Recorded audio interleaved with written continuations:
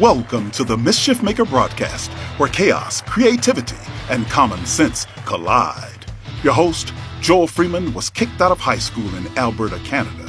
He left home at 17 and hitchhiked around North America as a long-haired hippie and dope-smoking fool. He made a 180-degree change, becoming one of the first chaplains in the history of the NBA. As a professional speaker, Joel has traveled to well over 55 countries. His many books have been published in 28 foreign translations. Pieces from his Black History collection have been seen by millions at the United Nations and many other venues. And now, the Chief Mischief Maker himself, Dr. Joel A. Freeman. Hey guys, Baby Joel here. The older version of me says that it's probably his age that tricks people into thinking that he's an adult. There you have it. Some wisdom from Baby Joel. Well, we have a very interesting show tonight, and I do hope that we have a lot of people asking questions. And please, when you do, wherever you're viewing this from live, Japan, Australia, India, Canada, United Kingdom, United States, wherever you're viewing this, please indicate where you're writing from, where you live, and so that we can just kind of get a flavor of all the folks that are here. We're going to talk tonight about the Shroud of Turin. Now, this is a fascinating topic, and I think it's something that is going to be very intriguing, because this is something that has captured the imagination of people for centuries, both religious and irreligious people. And so please feel free to ask any questions. We have a gentleman by the name of Stephen, and his last name is Kinstler, Stephen Kinstler. He has been educated in a postgraduate course out of a school in Rome that is specifically dedicated to understanding the pros and cons, ups and downs, and all arounds, the archaeology, all the things related to the study of the Shroud of Turin. And so, and I personally, I know when they had an exhibit down at in Atlanta, Georgia, the Omni Center, I believe it was, I knew some people that were part of that exhibit. And then one time when I was traveling through Italy, I arrived in Turin just at the off chance of seeing the Shroud of Turin. So, and I've read quite extensively, but I'm going to approach this as if I know nothing about it. And we're going to be tutored and instructed, and a lot of interesting insights, I think, from Stephen Kinstler. So we have a song right now that I wrote, and Mel, let's hit the song. I'm history and I'm sick and tired of repeating myself. Been watching for centuries, seen it all unfold. Humans are humans, all from the same mold. I was there when Satan swelled with pride. I was also there when Jesus died. Been watching Africa, Israel, and Algeria, Russia, China, Persia, and Syria, England, Rome, the Huns and Bombay, Turkey, Greece, France, and the USA. From slavery's dark days to civil rights fought, Black history's chapters, battles hard fought, segregation, discrimination we must remember. But it's time to unite and make amends together. One thing I've seen since I was just a teen, a lot of good people outweigh the few evil. Break the chains, break the cycle, let's move forward, let love be our revival. No more repeating the mistakes of the past, it's time for change, let's make it last.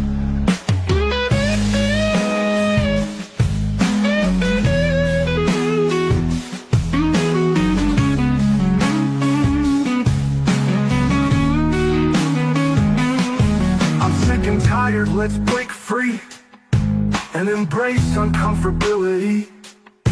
No more ignoring, let's heal the divide. Learn from our past, let love be our guide. In America's story, chapters filled with pride, but also deliberate acts of shame we won't hide.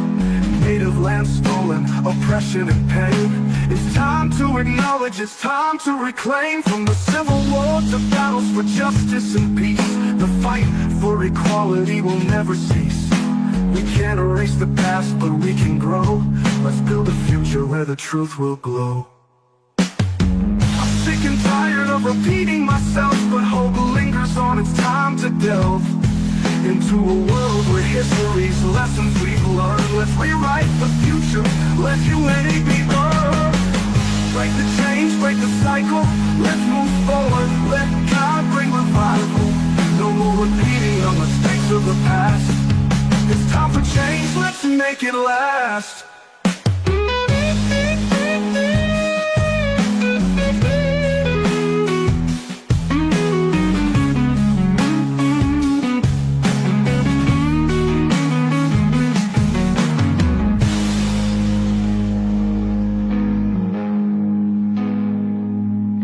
Break the chains, break the cycle, let's move forward. Let God bring revival. No more repeating the mistakes of the past. It's time for change, let's make it last.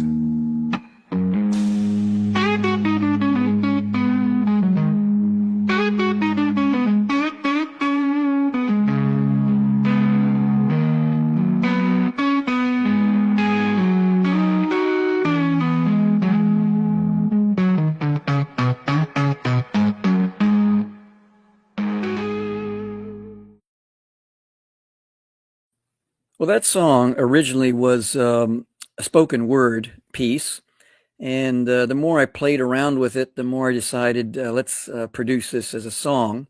I'm kind of partial to the blues. I'm one of those kind of guys that, if I'm in Florence, Italy, or wherever I am, and there's someone playing music, I'm a sucker for live music, and I hope you enjoyed that song. Tonight, if you're watching this live, for those who aren't, you aren't, but those who are, there's a QR code above, and if you wanted to go to that, it's a website called chiefmischiefmaker.com. That's 3 words, chiefmischiefmaker.com. And one of the first things you're going to see is my definition of what it means to be a mischief maker. And the whole purpose of the show is to help to grow up a whole group of people, take people from A to A+ and becoming a mischief maker in your respective communities. And that means looking through a different lens and looking at it from a different angle. And so tonight we're going to be talking about the Rosetta Stone. I almost said that. We're going to talk about the Shroud of Turin. And I love talking about these types of artifacts. And Stephen, come on in and let's discuss this. Stephen Kinstler, and it's a joy to have you on.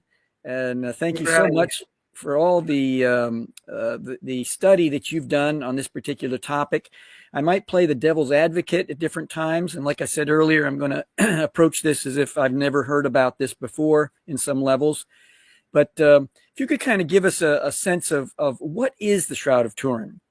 And as I mentioned earlier, why has this, a 2-part, why has this captured the imagination of people and I guess stirred up controversy for so many centuries? Right. So thanks for having me on your show. Again, my name is Stephen Kinstler, and I've been studying the Shroud intensely since 2021. And like you said, I studied online at a school in Rome, the Pontifical Athenaeum Regina Apostolorum. It's an online course. I have a postgraduate certificate, if you will, in Shroud Studies. And so, and the Shroud, if you're not familiar with it, it's a burial sheet. That's why it's called a shroud. It's actually the most studied artifact in the world, believe it or not, more than the Dead Sea Scrolls or the Rosetta Stone. It is the most studied artifact. It's a 14-foot, 3-inch long by 3 feet, 7-inch wide cloth. And it bears the faint image of the front and back side of a naked, crucified man in a burial pose. And I think I sent you an image. If you can pull up image number 3, do you see that on the screen? Just keep talking. It'll be there. There you go. So what you see here, it's actually just 2 different versions of it. The top version is a very is what you would see basically when you go see it. You can barely see the image of the man. You see some burn marks. It's a really long sheet. It's linen cloth. The bottom is a different version that shows the enhanced contrast. And so as you can kind of see there, on the left side is the front side of the man. On the right side is the back side, and it folded. Wrapped him sort of like this, right? If he's in the middle, it's wrapped like this, where his head is in the middle of the sheet there.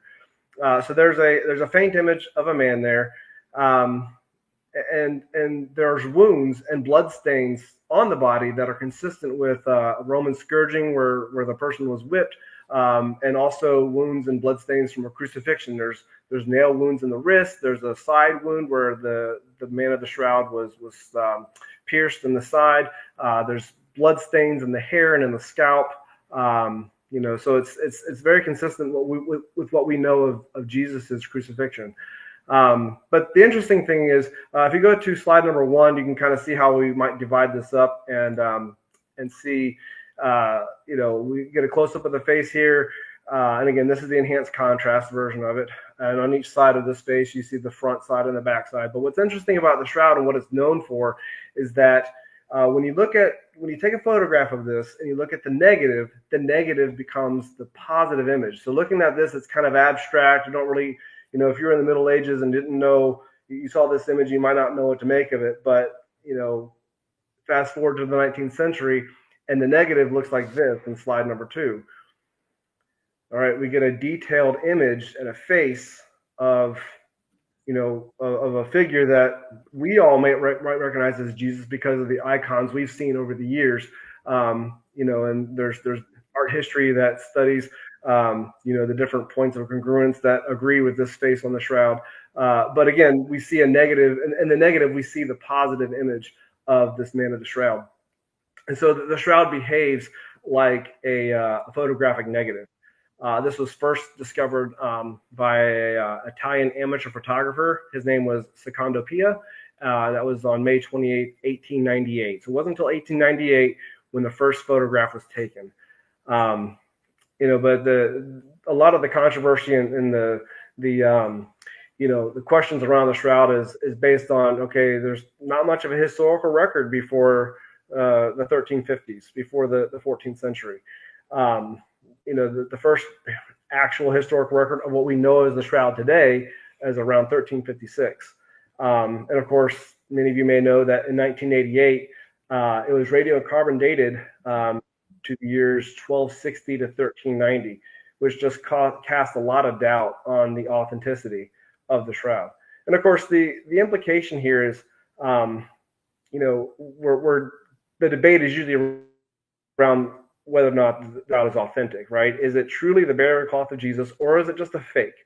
And that's the debate. And why does that matter? Because, if it's fake, then it's just another picture of Jesus. That's all you got. You proved it's just another picture of Jesus.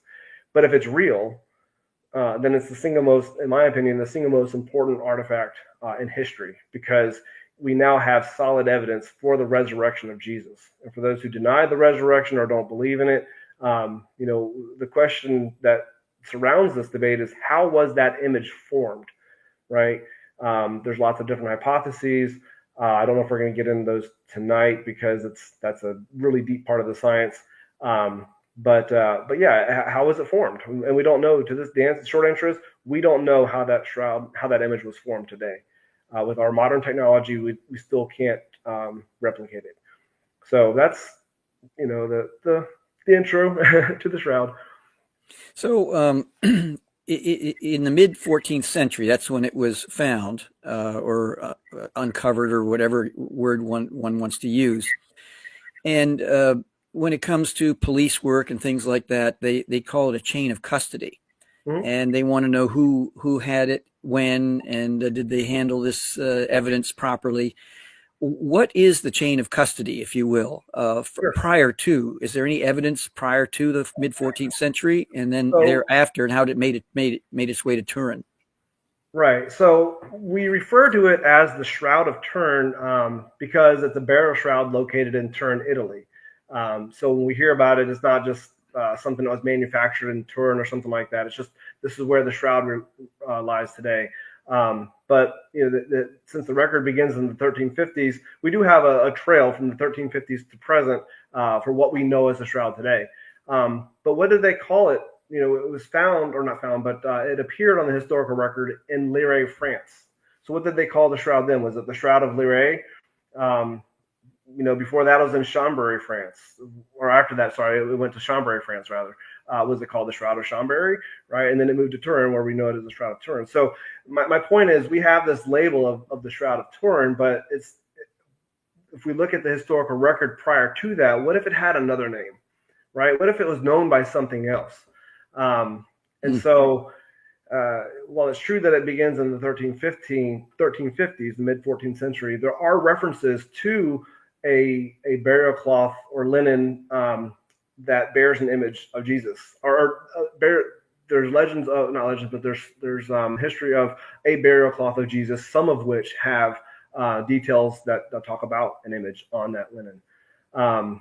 And the most famous one, again, not known as the Shroud of Turin or the Shroud, but it's in antiquity, it's known as the tradition of the image of Edessa, sometimes referred to as the Mendelian. And the image of Edessa goes way back to like the 6th century, as far as like the details that we know about this particular image. And it's the legend, or the tale rather, the story goes that there's an image. It's called the image of Edessa, and it refers to the face of Jesus on a cloth. And a lot of people say, well, that's not the same thing because it's just referring to the face. Well, when you look at the descriptions of the image of Edessa throughout history, you find out that it's a tetradiplone, I think is how you say it. Meaning it's a cloth that was folded or doubled in fours. And when you fold the shroud up a certain way, research has shown you can fold it in such a way that it's doubled in four, meaning tetradiplone, and doubled in four so that only the face shows. And so if that's how this image of Edessa at one point was referred to, it's quite possible that it was a full-length sheet that had the entire image on it, but just only the face was shown. So my point is there is other references to a burial sheet bearing an image known as the image of Edessa. And we have some very smart listeners and viewers, and in fact, I want to encourage anyone to respond, ask any questions that are on your mind, any comments that you may have, and if it's germane to our topic this evening, we'll discuss it. How do we know that this is not something that was forged? Is it possible that something like this could be forged? I mean, anything's possible. But something like this, no. As I said in my opening, we don't have the technology today to reproduce all the image characteristics of the shroud using today's technology, and I'll get into that in a minute. But it's funny because when I first started studying the shroud, I was like, this has to be some kind of forgery. This has to be man-made. It's too perfect to match the account of the Gospels. It's just somebody got the idea. They know what happened to Jesus, and they just drew on a sheet, and that's what it is. Well, again, remember, it's a negative. So that's a really important thing to remember. But let me take a step back. The reason we know all that we know about the shroud as far as the science and stuff comes from a team known as the Shroud of Turin Research Project that visited Turin, Italy in 1978. They're invited by the King of Italy, King Umberto II, to come and do a 5-day study. And they took photographs of the shroud, all non-destructive tests, and spent about 3 years analyzing their data. And the whole reason they went to Turin was to answer the question, how was the image formed? How was it made? And there were some scientists that were joking. They're like, this is a free trip to Italy. We're going to get there. We'll pull out our microscopes. In 45 minutes, we'll see the brush strokes. We'll see the painting, and we'll be done with this, and we'll have a free trip to Italy. We'll go to the Leaning Tower of Pisa or Florence, right, or something like that. Yeah. Right. It's like they expected they would just go to Italy. They'd see the brush strokes. It's a painting. Because at that point, they hadn't really looked at it under the microscope. They just had photographs that were done by Giuseppe Henri in 1931, of course, Secondo Pio's in 1898, but they hadn't actually had a chance to study it under the microscope. And after 5 days of review, 3 years of analysis, and even to present day, we don't know how the image was formed. They found out that what it's not. There's no paints, dyes, pigments, oils, powders, paint binders. There's no brush strokes or any other sorts of artistic renderings at the microscopic level, let alone anything visible to the naked eye. So when you look at it, you go, that looks too perfect to be a painting or to be a, something supernatural or whatever. It's got to be a painting. Well, again, under the microscope, none of that shows up. In fact, the areas which make up the image are just discolored fibers, probably due to like a chemical change in the cellulose of the linen from dehydration or oxidization. Something caused the linen fibers to change color. And so under the microscope, they don't see like paint between the threads because there's no paint there. It's just they look at it and they go, oh, that fiber is discolored.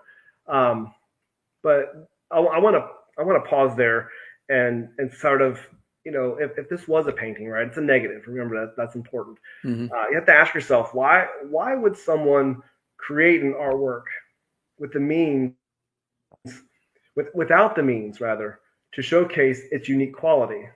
The quality of being a lifelike image when the lights and darks are reversed, right? Why create that without the means to showcase that quality? In other words, there's no photography, there's no darkroom, there's no way to develop the shroud. It's just a negative image. We understand this as photography, of course, but those means to develop that negative wasn't invented until about 500 years later when it appeared on the historical record. I'm sorry, when the first photograph was taken. So from 1350s to the end of the 19th century, about 500 years, and there was no concept of photography or negatives or anything like that.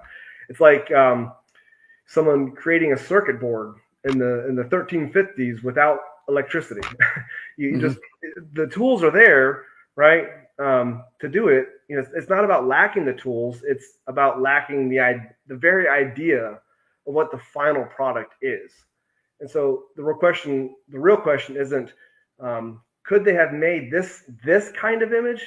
The question really is, did they have any reason, context, or ability to even conceptualize it in their time? Gotcha. Now, you have 3D imaging and spectral analysis. What has that kind of technology done in terms of either supporting or debunking the elements of the Shroud of Turin? Right. So I didn't get into that, but the Shroud itself, which is very interesting. In 1976, a team of scientists, or a couple of scientists from the Air Force Academy, riding in a car one day as a carpool of 4 different scientists, and imagine this carpool ride. They got this idea that what if what if there's an image mapping, if you will, right? What if we took this black and white negative, or what's the positive image, and put it under something called a VP8 image analyzer? Would we be able to see peaks and valleys because it's measuring the gradation in tones? Well, that's what they did, and sure enough, the Shroud produced a 3D quality that showed that the image itself kind of encodes 3D information because of the gradation from darks to lights, and so that's not something that proves it wasn't a painting as well. And so that's what started the START project going, okay, if there's 3D encoded information, something is different about this particular artifact. Let's go find out. What is this? No other picture in the world gives off that kind of rendering in the VP8 image analyzer. So it bolstered the authenticity argument, before START even got started. And of course, by 1988, it was on headlines all the time. And then the carbon dating came out, and it's like, well, see, it's fake because we carbon dated this thing to 1988. And you're just like, okay, well, we can get to that later if you like. But yeah, the 3D encoding is definitely it's one of those characteristics that has not really been duplicated with the other image characteristics. So we didn't talk about the superficiality of the image, but that's the number one characteristic. What does that mean? Superficiality of the image. So how to describe this? The best way I can talk about it is let's zoom in with a microscope to a single thread of an image area. All right. And so an image area would be like the tip of the nose or something like that. It's not blood. It's just the discolored fibers we're talking about. We look in on that thread and we zoom in and we look at it and say, okay, let's say the thread is made up of 100 to 200 microfibers. All right. So one thread, when we're looking at this zoomed in and we see all these little microfibers. Okay. Well, the image areas or the image itself only penetrates about the top 1 to 3 microfibers of that thread. It doesn't go through to the surface. And so that's what we refer to as the superficiality. The only the top 1 to 2 or 3 microfibers, and that equates to a depth of about 200 to 500 nanometers, less than the width of a human hair. In fact, I think you'd have to split a human hair about 140 times to get the thickness or thinness of the image. And so that superficiality is hard to recreate. You know, there's people who have tried to recreate the image of the shroud and say, here's how it was done. Well, their image fibers are not superficial enough. And then you have to say, okay, well, you've got to make it a negative, and you also have to make it three-dimensional.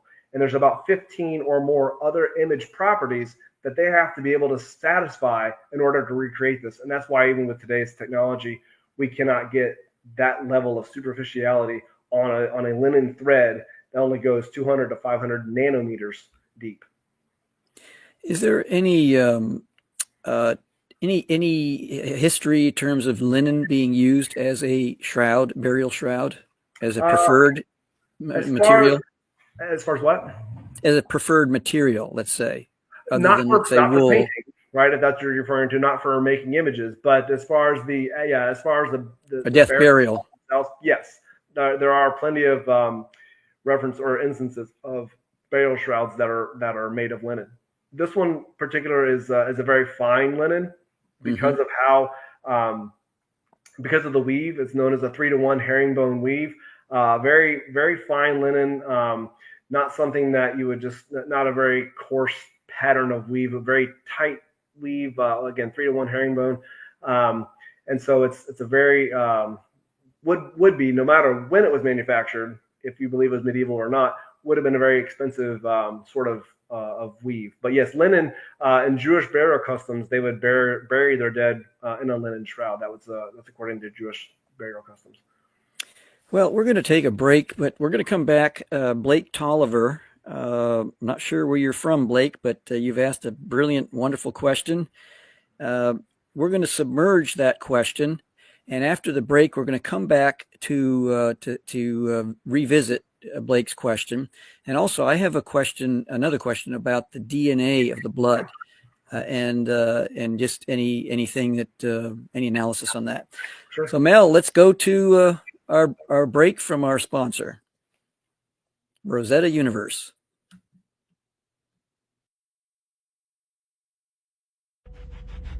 I spent 23 years unlocking hieroglyphic secrets without the help of AI. Analyzing the Rosetta Stone scripts forced me to learn the value of critical thinking. Help the Rosetta Stone Traveling Exhibit Project transform an ancient artifact, the Rosetta Stone, into a modern metaphor for problem solving. Nothing can stop you.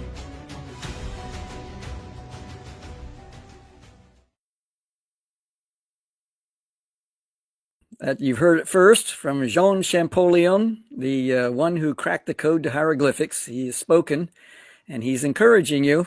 Don't take this lightly. He's encouraging you to check out the Rosetta Universe project.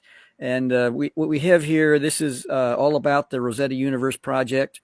And if you go to the QR code above, of course, if you're on your cell phone, that'll be nigh impossible. But if you have a laptop or a desktop, you can use your cell phone to go to the Rosetta Universe link tree. And the first point on the link tree is about the Rosetta Universe. And take a look at it. I think you'll be very fascinated. If you're fascinated with this information about the Shroud of Turin, I think you'll be fascinated by that too. And let's bring up Blake Tolliver's question, Mel, and let's discuss that. I think it had to do with what has been revealed based on new AI techniques for authenticating the shroud, and has it been done? Thank you, Blake. Great question. What's been revealed based on new AI techniques for authenticating the shroud, and has it been done? So AI is a great tool, and of course I've used it for other research and different things, and I've asked it about the shroud.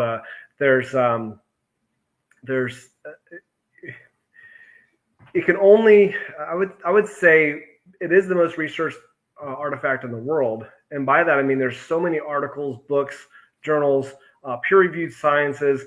I don't think it's been fed enough information to really dig into. This would be something that I would love to pursue. My background is in computer science, or to at least maybe lead an effort to create a large language model based on the research of the shroud. If you want to not do this, but if you want to see how much is out there, I would start with the website shroud.com. It has pretty much every article, journal entry, anything that's there. And I don't think that's been fed to a large language model. And I think your point is, what if we did that? I have fed it papers that I've written, papers that I've come across and said, analyze this. And I've also asked it questions about things in general about the shroud. As with any AI, if you ask it a kind of surface level question, you're going to get a surface level answer, because it's pulling its information from publicly available sources, or what may have been fed to the model at different times. So I would say it leans more towards the skeptics, because public opinion in general, who haven't done the research and the science, is going to be more skeptic about it. So I would say a surface level answer is going to be maybe the verdict is out, but it's probably medieval, because that's what the latest scientific research, the carbon-14 dating. So what I would recommend is you want to use AI as a tool. So if you come across a paper you don't fully understand, feed it to the chat and say, explain this to me like I'm 5. And that's what AI is really good for. But if we can make a large language model just for the shroud, I mean, that would be awesome, because then you could ask questions of all the research that's been done on it, including those who are skeptics. And there's plenty of papers out there from skeptics. But there hasn't been something like that I know of. Thank you, Blake. Really appreciate it. And anyone else with a question, feel free to bring it to us, and we'll take a look at it. I hope I answered the question. Here's another one. Carol Vetter.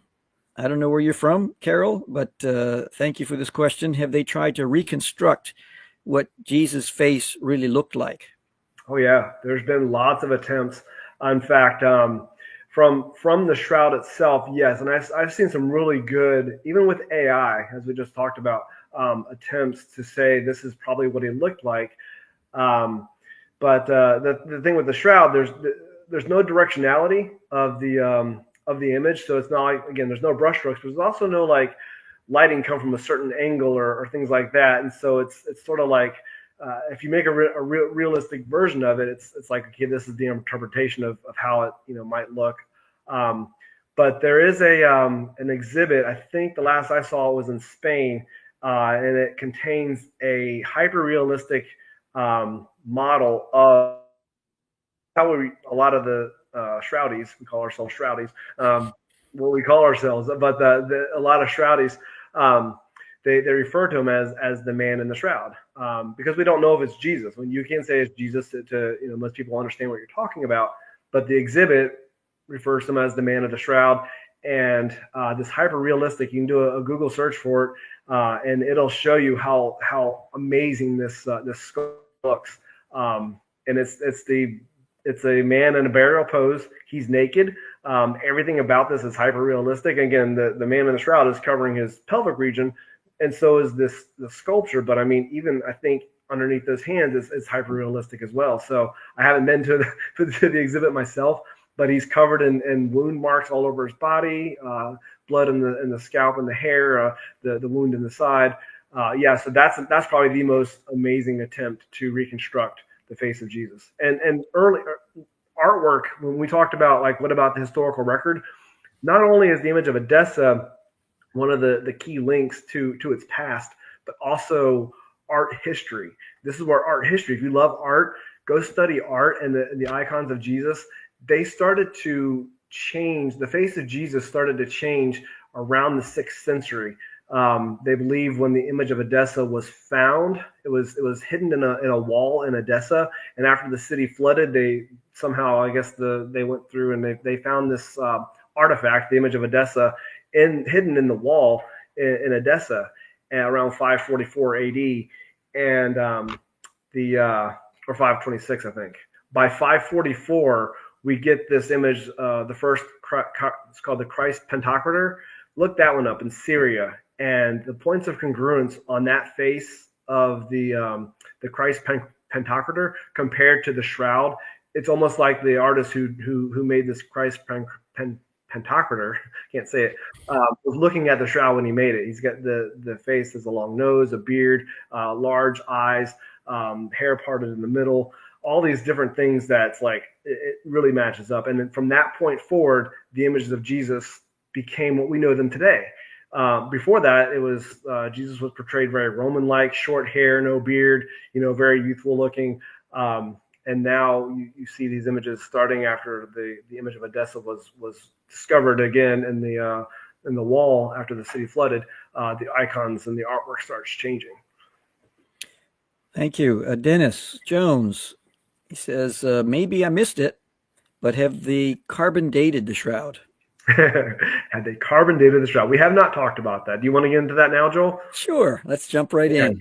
Dennis wants us to, and I want us to too. Yeah, it's a big topic, and this is the one. This is the thing that really a lot of people got hung up on after 1988. So the STURT team that went there in 1978, carbon dating was known, but at the time that the kind of carbon dating would require a very large sample to do carbon dating, and they decided not to do it. They said, let's wait to see if this process, this methodology matures. And sure enough, by 1988, the process had matured to the point where they only needed a very small sample in order to do carbon dating. So it's finally, I guess, approved. A whole list of things that originally was agreed on, but when all was said and done, a lot of that, what they call protocol, was changed. They originally were going to have 7 labs test it. They narrowed it down to just 3. That's kind of strange. The sample that was taken was from a very known contaminated corner, because artwork of the shroud from its known history shows priests and whatnot holding the shroud up by its corners. And so that's just pure contamination there by being held by human hands. And then, of course, it was in a fire in 1532 that could add carbon to it. So, but they took the sample from this corner, a well-known contaminated corner, and instead of going with the protocol where they were going to take samples across throughout the shroud, they cut one sample, they split it into 3 pieces, and sent it off to 3 labs. So essentially, it was just one sample, just separated 3 times. And I guess the idea was like, maybe if these labs, if they agree, we should get a similar date. And so that's how we can, verify, or we can say that this is a valid test, which I don't know why they split one sample 3 ways, but that's what they did. But this is definitely the most debated objection. The results of the carbon dating were released on October 13th, 1988. And again, the short story is that they selected a sample not representative of the whole cloth. And I'll fast forward. This was what were the results? What would they date it to? They dated to the years 1260 to 1390. Mm-hmm. And my idea of the sample being not representative of the whole cloth, this is actually proven true using statistical analysis of the raw data in 2018. 30 years went by before they could analyze the raw data that was done from the carbon-14 data, or carbon-14 dating. And up until that time, scientists and skeptics, they would argue over, the Shroud sample is not, a good place. Of course, we knew that, but how do you prove that? Okay. And they would say, okay, let's look at it under the microscope. Oh, look, there's cotton in the sample, and the Shroud is made of linen. So therefore, it's not, chemically speaking, it's not the same material. So we can tell that there's a lot of truth to this, but that's really all they could argue. Up until 2018, that's what they would do. Now we have statistical analysis. And I want to talk about that because there's not enough discussion about the statistical analysis and the results of that to prove that the sample wasn't a good sample. And so the analysis shows that the samples were not homogeneous. And that means that homogeneous variances, if they're the same, meaning homogeneous, that means that the labs worked properly. And they all worked at the equal levels of precision. It's like three marksmen who can shoot with the same level of accuracy. All the labs were the same. So if it was homogeneous, we would see the labs working properly. Again, the samples were not homogeneous. That was the bottom line. If they're heterogeneous, which that's what they found, that means that the sample has internal inconsistency. So if it's homogeneous, that's three marksmen who have the same level of accuracy. Heterogeneous means that their shots all landed in different places. Okay? And so the problem isn't how precisely they shot, it's where their bullets landed. And it raises a red flag. If the labs were equally precise, which let's assume all three labs were equally precise, they should have gotten the same average data, but they didn't. And that's the heterogeneity. I can't say heterogeneity. That's what makes it heterogeneous, because they got different results. And that suggests that something's wrong with the sample or its consistency, what it's composed of. So the carbon dating is not reliable because they don't agree. Even though the labs did their job properly, they don't agree. And there's other statistical things we can get into. There's other things I like to talk about. It undermines the original conclusion that that the Shroud is 1260 to 1390. They averaged 12 data measurements. They averaged the dates of 12 measurements. Okay, and you can't just average things like that. It's like trying to average the temperatures of different cities across the continent, and saying that's the average temperature for that one town. It's just misleading.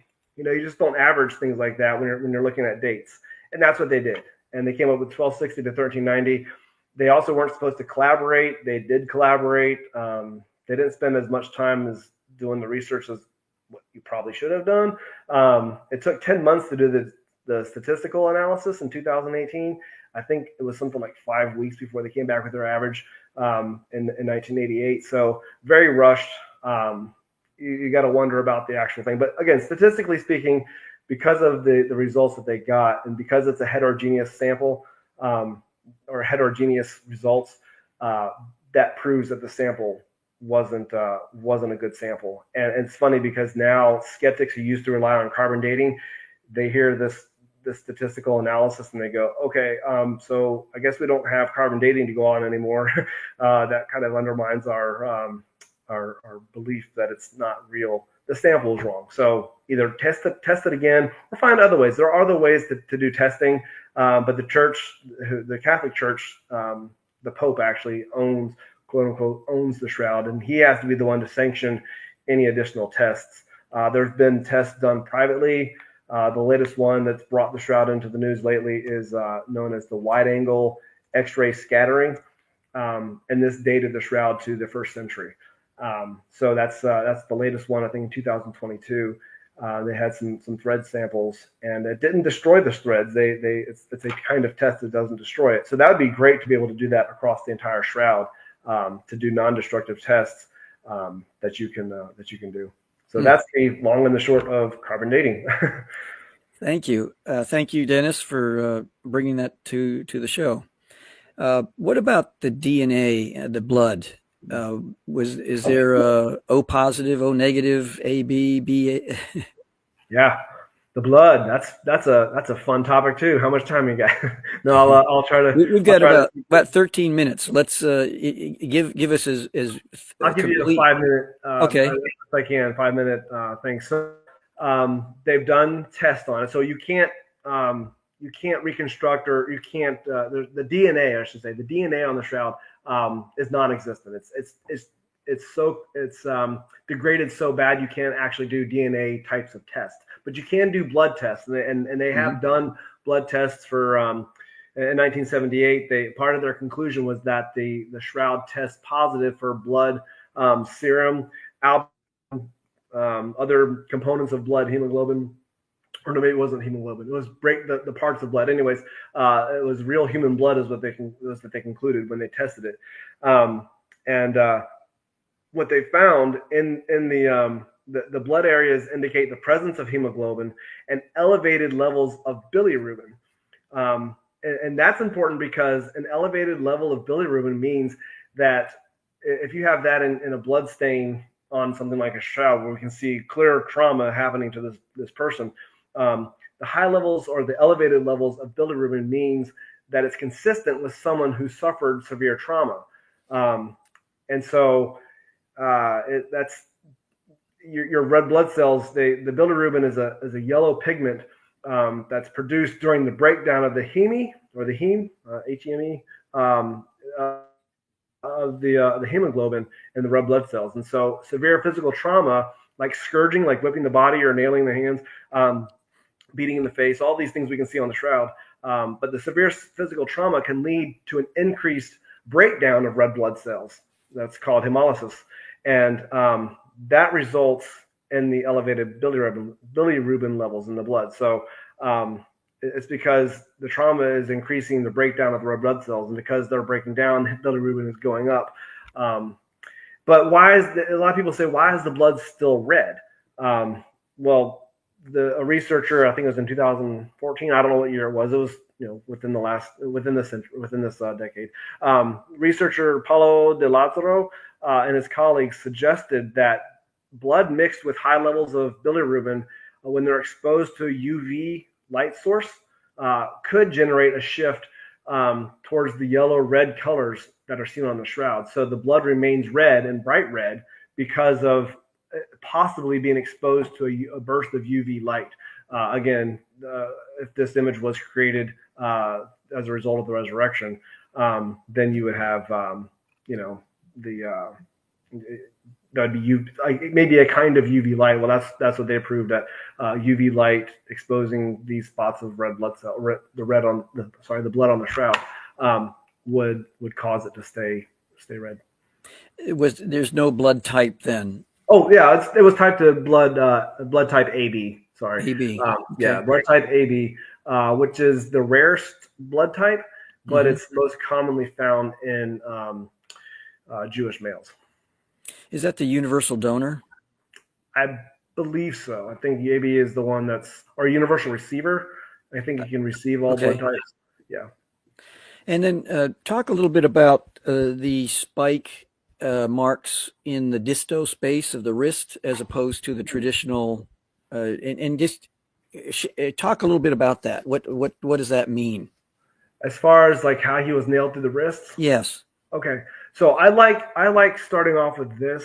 Have you heard, Joel, and maybe your viewers, that we know that Jesus most likely was not crucified through the palms, because why? Can you answer that question? Why was Jesus not crucified through the palms? Well, I think the body weight would be ripped off, right? How do you know that? Well, because of the fragile nature. Right, but and the bones aren't structured. Right. How do you know that that's the answer?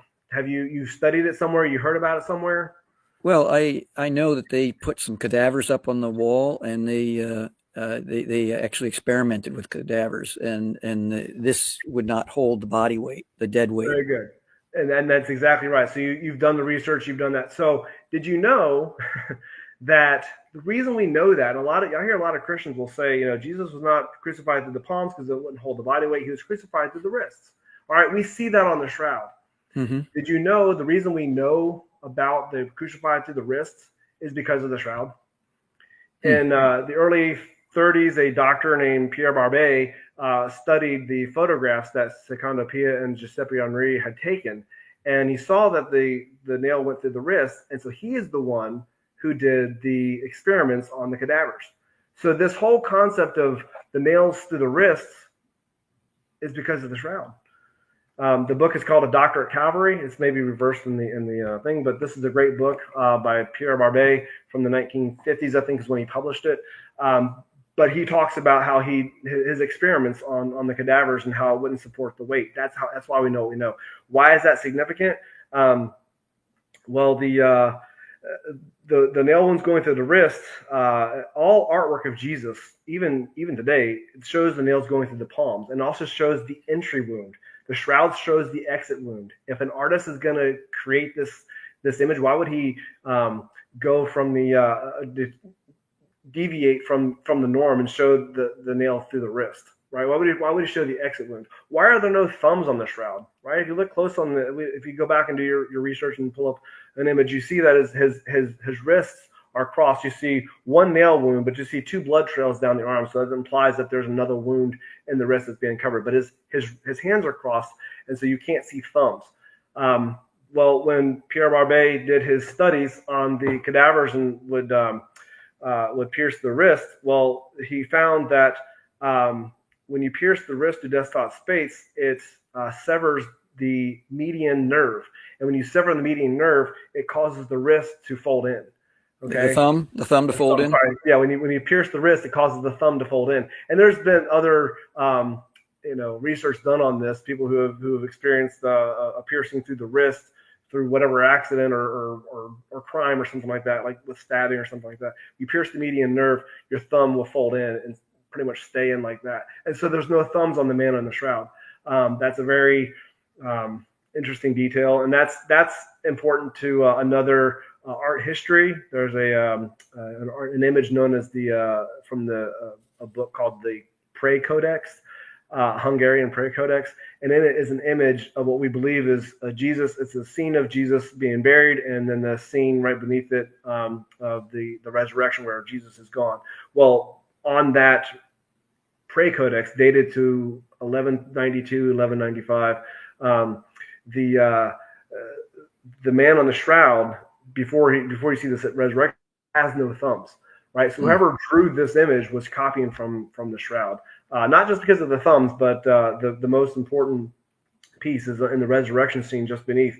You see 4 holes in the shape of an L drawn into this, what looks to be the shroud, and those 4 L-shaped holes, or that L-shaped holes, whatever, they appear on the shroud in that same pattern. Why would an artist draw 4 holes in that pattern on the image in his Prayer Codex? So, but the 4 fingers, the long fingers, the fingers are long because what we're looking at here is not just the length of the fingers, but the fingers going all the way down into the hand. The fingers, the bones of the fingers extend all the way down. And so the fingers appear abnormally long. Well, the shroud is acting also in those areas like a negative. You also see his teeth if you look closely on the shroud. So these are all scientific things you can get into, and these get debated. But yeah, it is really cool. Hope that answers. When someone looks at the back, the trajectory seems to show that one of the guards or whoever it was that was beating this person was shorter than the other and meaner and more passionate. Yeah. The Jewish tradition is the 40 lashes, according to the Jewish law, and they would generally stop at 39 just in case in the heat of passion they miscounted, right? But when Romans had no such rule. And can you talk a little bit about that aspect? Yeah. In terms of relevant to the Shroud of Turin. Yeah, you hit the nail on the head there. And you've done some research. I can tell that's a little known fact about the whip markings on the back. As Joel said, they can tell forensically that there's two soldiers or whoever, two individuals whipping this person. One was about 2 inches shorter than the other, and one was more aggressive because of the amount of marks on the one side. And it's not just on his back; it's also on his front. His groin area is not affected. His arms are not affected, so he most likely had his hands up here, but he does have marks on his bottom, not on the bottom of his feet, but all the way down his calves, all the way up and down his thighs, everywhere on his chest. So he was definitely beaten and whipped in the way that the Gospels describe Jesus. Well, they don't describe it; they just say Jesus was scourged. So what do we know about scourging? Was from the shroud, and so. There's also what's interesting about the scourge marks. So we can see that. Well, we can kind of see a procession of events here, right? The scourging happened first because after the scourging, or on top of the scourging, I should say, on the back, on the shoulder blades of the man of the shroud, the shoulder blades look to have abrasions, right? And by that we know they're abrasions because where there would have been the whip marks, they're all smeared, and they're smeared in a way that something was across his shoulder blades on either side. He could have been carrying what we know as the patibulum, either like this or on one side like that. But there's a smearing, and so that scourging happened first, and so you see the sequence of events, and something heavy was placed on top of that. So I don't know if that answers your question, since you did a good job of explaining how the scourging happened. But the scourging is most likely what in Jesus' death, because of how much blood was lost and the shock that happened to his body.